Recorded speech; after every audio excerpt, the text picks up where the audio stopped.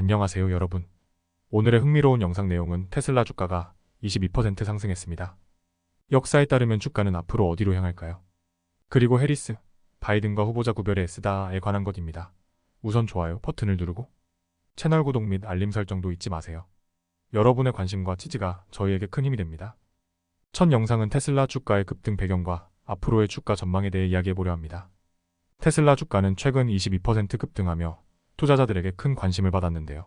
이번 영상에서는 그 이유와 앞으로 주가가 어떤 방향으로 움직일지 역사적인 데이터를 통해 분석해보겠습니다. 지난 목요일 테슬라의 주가는 예상보다 높은 3분기 실적을 발표하며 22% 상승했습니다. 이를 통해 주가는 달러 269.19로 마감했으며 S&P 500과 다우존스 지수는 소폭 하락한 반면 테슬라는 강한 상승세를 보였습니다. 테슬라의 실적 보고에 따르면 이번 분기 수익은 주당 달러 0.71로 월가 예상치였던 달러 0.60을 크게 웃돌았습니다. 또 CEO 일론 머스크는 2025년까지의 배달 증가율을 30%로 전망하며 긍정적인 기대감을 나타냈습니다.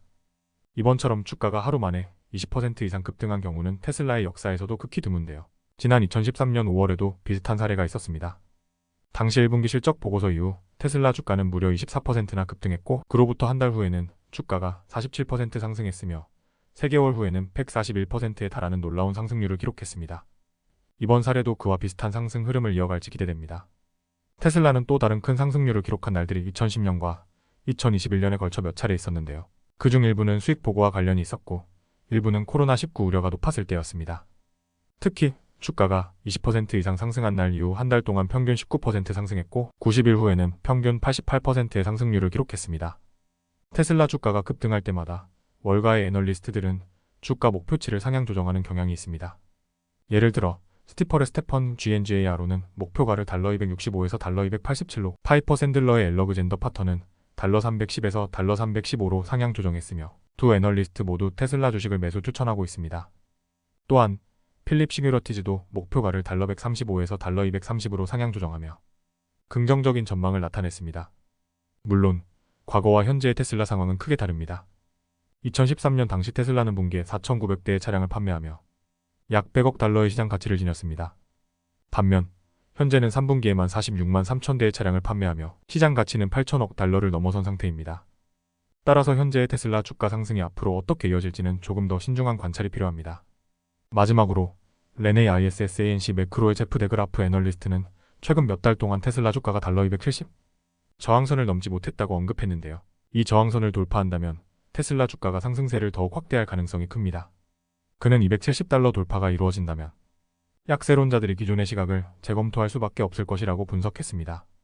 물론 주식시장은 예측하기 어렵고 과거의 데이터가 미래를 보장하지는 않습니다. 그러나 테슬라의 이번 실적 발표 이후 월가에서 긍정적인 조정이 이어지고 있는 만큼 향후 목표가의 상승을 기대해 볼 수 있을 것입니다.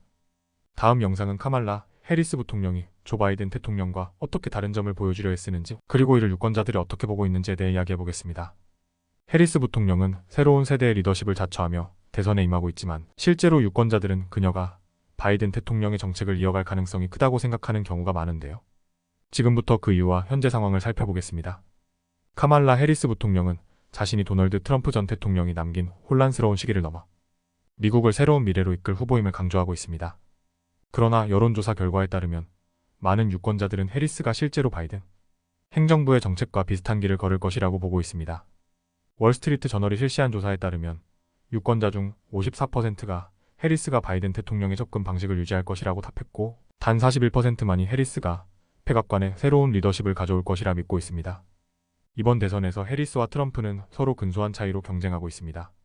여론조사에 따르면 트럼프는 해리스를 약간 앞서고 있으며 변화를 가져올 후보로 트럼프를 꼽는 응답자는 49%, 해리스를 꼽는 응답자는 40%였습니다. 특히 트럼프는 미래에 대한 비전을 가진 후보로도 더 많은 지지를 받고 있어 해리스가 이 부분에서 더 많은 지지를 얻기 위해 분명한 차별화 전략이 필요한 상황입니다. 해리스는 더 뷰 인터뷰에서 공동 진행자의 질문에 바이든과의 차이점을 강조하기 위해 다양한 정책을 설명하려 했으나 바이든과 달리 무엇을 할지 묻는 질문에는 구체적인 차별점을 제시하는 데 어려움을 겪었습니다. 이후 공화당 측은 이 인터뷰를 통해 해리스가 바이든의 정책을 그대로 유지할 것이라는 주장을 강화하고 있습니다. 또한 트럼프와 공화당은 해리스의 발언을 비판하며 그녀가 바이든의 정책에 큰 변화를 주지 않고 유지할 것이라고 강조하는 중입니다. 트럼프는 최근 집회에서 해리스는 바이든과 다른 정책을 가져올 생각이 전혀 없다며 그녀가 바이든과 거의 같은 입장을 가지고 있다고 주장했습니다. 이번 선거에서 해리스의 주요 과제는 바이든 행정부와의 차별성을 부각하면서도 변화를 원하는 유권자들에게 지지를 얻는 것입니다. 정치 분석가들은 해리스가 유권자들에게 변화를 가져올 인물이라는 점을 더 강조해야 한다고 지적하고 있습니다. 이와 함께 해리스는 최근 인터뷰에서 나는 새로운 세대의 리더십을 대표한다며 주택, 의료, 중소기업을 위한 정책을 다시 한번 강조했습니다. 여전히 많은 유권자들이 해리스의 리더십에 대한 구체적인 계획을 기대하고 있으며 캠페인 과정에서 이들을 설득하기 위해 해리스가 변화의 이미지를 어떻게 강화할지가 중요한 상황입니다. 카말라 해리스는 대선에서 새로운 미래를 제시하는 리더로 자리매김하고자 하지만 조 바이든 대통령과의 차별화에 있어 여전히 어려움을 겪고 있습니다.